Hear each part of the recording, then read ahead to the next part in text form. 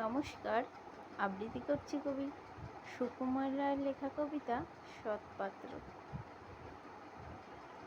শুনতে পেলুম পোস্তা গিয়ে, তোমার নাকি মেয়ের বিয়ে।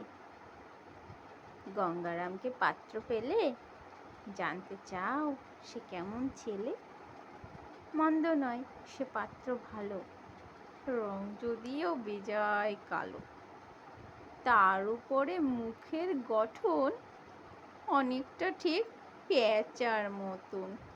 বিদ্যে বুদ্ধি বলছি মশাই, ধন্যী ছেলের অধ্যাবসায়। 19টি বার ম্যাট্রিকে সে ঘায়েল হয়ে থামল শেষে।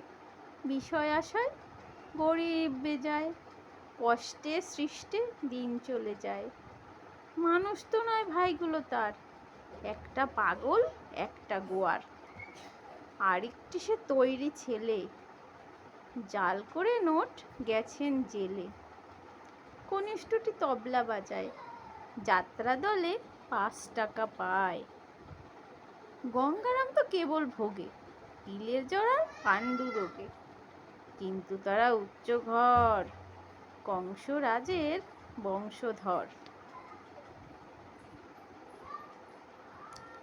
শ্যামলাহিরি বনগ্রামের কি যেন হয় গঙ্গারামের।